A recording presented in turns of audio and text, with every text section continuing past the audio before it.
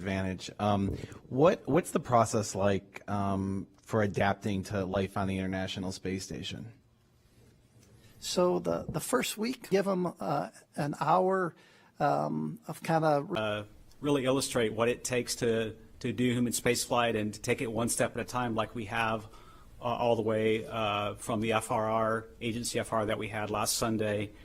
We took our time one step at a time each day. We fought some pretty challenging weather, I would say, over the last few days. We stood down a couple of days, 2 opportunities on March the 1st due to winds in the staging area.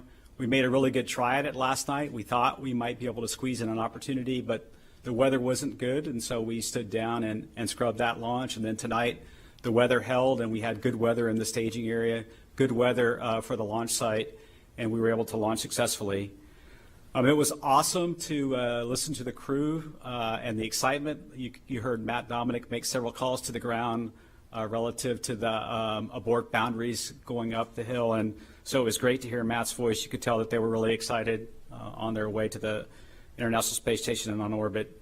The vehicle is doing great. Before we came over here, we separated from the Falcon 9. That all went really well.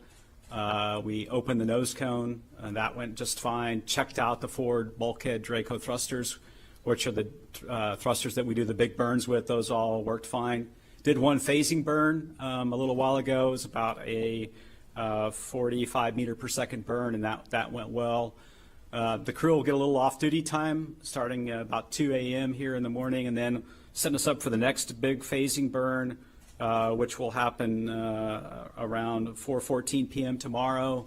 And then the rest of the sequence goes early Tuesday morning at 1:34 a.m. Eastern time. We'll do what's called the approach initiation burn. That sets us up for the final phase for the rendezvous and docking, and then we should dock around 3 a.m. Eastern on Tuesday morning, early in the morning. So right now, Dragon's doing well. We're excited to have Endeavour on orbit with its 5th flight. And then, we're going to set up for Crew-7 return. Once we get docked, we'll work on the Crew-7 return. The earliest return would be probably a week from today, around March 11th or so. The countdown was really smooth. We had, one item that we worked, and Sarah Walker will talk a little bit more about that, an area of the TPS around the hatch seal on the upper part that we had a little imperfection that we wanted to take extra time and make sure it was good, and Sarah will talk about that. So once again, I'd like to thank the entire team, thank our NASA SpaceX team and all the international partners, the International Space Station Program, the Flight Ops Director at NASA, and I'll turn it over to Joel Montalbano. Thank you, Steve, and what an outstanding launch. You heard how excited the crew was. We were just excited in the Launch Control Center, as well as all the control centers across the globe watching this mission. Just outstanding. Steve mentioned that we're setting up for a docking around 3 a.m., and then we'll have hatch, March 5th, we'll have hatch opening about 2 hours after that. And this crew will do a handover with Crew-7 about 5 dock days. And so that sets us up, as Steve was saying, no earlier than about March 11th. But we'll be watching weather, and we'll wait for the best opportunity to undock and land Crew-7. Shortly after Crew-7, the focus will be to SpaceX 30, the next Drago cargo mission to the International Space Station, right now targeting the middle of the month for that. And then following that mission, we'll have a Soyuz launch on March 21st, and then a Soyuz landing on April 2nd. Crew-8 will dock to the forward port of the International Space Station. They will stay docked until late August, and we have about 250 experiments in science and research, technology development, as well as commercialization of low Earth orbit. Phase burns necessary to raise Dragon's orbit to get a little closer to the International Space Station after the last phasing burn, called the final co-elliptic burn. Dragon is now parked in an orbit that is roughly co-elliptic with the International Space Station, meaning its apogee and perigee match that of the orbiting complex. It's 2.5 kilometers below, at least the plane that Dragon is flying on, though Dragon remains at a distance of about 40 kilometers away from the International Space Station. Teams have just done a little bit of calculations on the docking time and the phasing as a result of the transfer and final co-elliptic burns. And we do have a refined operations for you. Our coverage that we've been preluding will start on time at midnight Central Time, 10 p.m. Pacific. The approach initiation burn will be a little earlier than advertised. Right now we're tracking an approach initiation burn at 12:08 a.m. Central Time, 10:08 p.m. Pacific. This earlier approach initiation burn has us targeting a docking time that's approximately 20 minutes earlier than we were tracking before. So we were advertising 2 a.m. Central Time. We're now looking at 1:40 a.m. Central Time, which is about 11:40 p.m. Pacific. Teams will continue to calculate, and of course the real-time operations will dictate the actual docking time, but this predicted docking time does have us start things a little bit early. We'll continue to provide our coverage here on Mission Audio. We'll transfer to our full-up coverage, joining with the SpaceX teams over in Hawthorne on time, midnight Central Time. And we'll follow through the operations, through the approach initiation, the joint operations with the teams here in Mission Control Houston, as well as the flight control teams in Hawthorne, all the way through docking. We will continue our coverage as we do a hard mate of the Dragon Endeavour to the International Space Station, and proceed with pressurizing the vestibule in between the station and Dragon to allow for hatch opening and the traditional welcome ceremony. We're following along, everything to be happening a little earlier than expected, but operations are dynamic. We'll keep you updated as we go along. In the meantime, we're looking at rendezvous complete in about 40 minutes. This ends the rendezvous phase. This is the phasing period which we've been covering over the past several hours and enters into the approach phase. The approach phase is in combination with joint operations with the International Space Station teams. Approach will take us past approach initiation and through the first waypoints, waypoint 0 and waypoint 1, to get us in front of the station, pushing us in towards waypoint 2, holding in front, until eventually pressing in for a docking. But for now, we're tracking 40 minutes until the end of the rendezvous complete.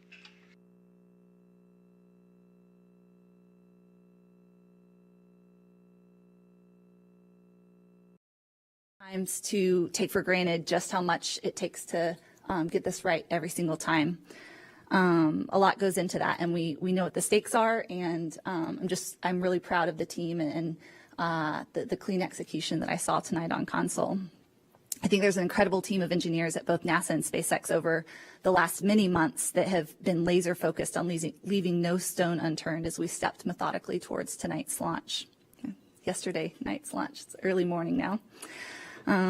Joel mentioned that once we dock to the space station in just over 24 hours, our next big event will be bringing the Crew-7 crew home to their families in about a week. And that's no earlier than Monday, but as always, we'll look at the weather as we're proceeding through the week and pick the best opportunity to bring the crew home. And then we're excited about the cargo launch that's coming up right on the heels. We actually loaded cargo earlier today into that vehicle, and we're in final preparations for launch. So huge thanks from SpaceX to all the NASA and Roscosmos and 45th partners on close collaboration again on this launch. It's really an honor for all of us to launch human spaceflight missions and to support all the science and research that the crews aboard ISS conduct. So thanks for letting us be a part of it. All right, thank you all for those opening remarks. So now we're going to open up the floor for questions to the media in the room. If you have a question, please just raise your hand and we will get you a microphone. And to those of you on the phone, please press *1 to enter the question queue. So we have a question right here in the center aisle. We'll get you a microphone. Thank you. Hi, Nick Alexander for Space Scout. I had a question for Sarah about the items of interest on the SEAL. Is this perhaps related to the age of Endeavour as it's gone through multiple flight cycles, or is this something that may have occurred during handling or final checkout? Thank you. Yeah, this is actually newly applied coding every time. So, so it was just the nature of the application process that there was a minor defect there, and then we had the engineers evaluate the kind of acreage of the defect and make sure that that was within the limits of what that system's qualified to withstand. So, yeah. Thank you, Sarah. Another question right here in the center aisle. Hi, I'm Aaron Cooper with CNN. Can I get Steve and Joel to tell me a little bit about how optimistic we are we'll see a Starliner launch next month, how important that is to the programs? And Joel, anything we can also know about the leak on ISS? Yeah, thanks for the question. Yeah, the Starliner launch is extremely important to the Commercial Crew program, to the ISS program, and to NASA. I was just over at the Boeing facility, I guess it's Sunday last week, on Friday. That spacecraft has been rolled into an area where they do the propellant load, and so it's sitting there ready for propellant load. What we've been doing is kind of watching how we progress with the Crew-8 launch, and then the CRS-30 mission, and then we'll decide when to load propellant. But that mission is on track. Right now we're looking at kind of the end of April.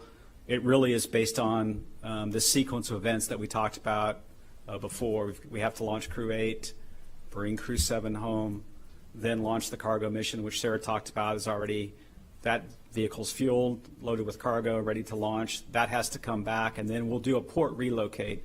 We're on the forward port, as Joel talked about. We need to move up to the Zenith port because Starliner, just like we did on Demo 2, is going to dock to the forward port. So right now, the vehicle's ready. We're closing out the certification. I would say the thing that's pacing when we go fly is really this complicated, sort of traffic management. And I'll let Joel talk about the leak. Yeah, I'll just add one thing on Starliner. It's very important for the agency to have two providers that are delivering crew to the International Space Station. And so, we're excited to have Boeing and looking forward to having these missions where we have one SpaceX and one Boeing mission every year. On the PRK leak, no real changes since the last time we talked. Right now that hatch is closed, and the hatch is scheduled to be closed until early April. All right, thank you. We have some questions here in the very front. Hi, everyone. I'm Andrew Donovan from News Channel 9 in Syracuse, New York. We traveled here to tell the story of Jeanette Epps. I'm wondering, Steve and maybe Joel, if you'd weigh in about what she means to the crew, her hometown pride. We heard the Syracuse shout out already when she was leaving the atmosphere. Just what she brings to the team, her background, her upbringing, her challenges being, previously assigned to a mission and now finally up in space. Yeah. For me, it was really exciting for me to watch her walk out today and see the excitement on her face as she made her way out to the launch pad, getting into Dragon, and you could just tell once she got on orbit the excitement in her voice. So, we're really excited to see her fly. I think she's going to do a great job while docked ISS, do a lot of great science, and I'll see if Joel has anything to add. Today we had 3 rookies on the mission, and anytime you have rookies, the excitement is amped up a lot. And it's awesome to see them, yipping and yapping and yelling and screaming. It is, and then once they get in orbit, it doesn't stop.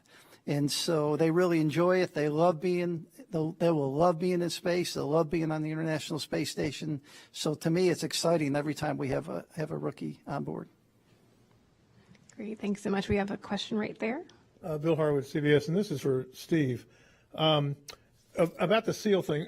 Does NASA have the authority to disagree with SpaceX in a case like this and stop a launch if you wanted to, number one, or is this a SpaceX call, period, on a system as subtle as this, and they're the ones that have the data? That's number one. And number two, what is your approach management style? Because when a problem like this crops up with just a few minutes before launch, no matter how you look at it, there's a lot of pressure on you to make a decision quickly. Because you were on the verge of delaying fueling, which would scrub the launch if you didn't get that done, and then you're down to 10 minutes to launch before you resolve it. So just from a management standpoint, how do you guys deal with the last minute thing? You're smiling, Joel, because anybody that watches one of this is going like, how do we know that you guys are really doing the right thing, to put it? I know you are, but it raises that question when you're faced with a decision like this in the last minutes of the countdown. Yeah, relative to the first part of your, good question, Bill. Relative to the first part of your question, absolutely, NASA has the authority to stop the launch, and if we see a course of action that we don't necessarily think is right. A few flights ago, Crew-6, right, when we had the T-tab incident where looked like it wasn't filling, we couldn't get ourselves convinced that we would have a good start in the engine. NASA and SpaceX worked together, and we decided that it wasn't a good day to go fly. So we actually have that authority at any point in time if we see something that we don't like. And SpaceX polls us multiple times in the countdown, polls us as late, in this case, as 5 minutes prior to launch. NASA, are you still ready? Are you still ready to proceed? For this particular case, I would say have a lot of experience I do from Space Shuttle. And this was a thermal seal on what we would call the leeward side of the vehicle, right? This is the side of the vehicle that doesn't see the highest heating. So we looked at this particular defect in the seal. It's a thermal seal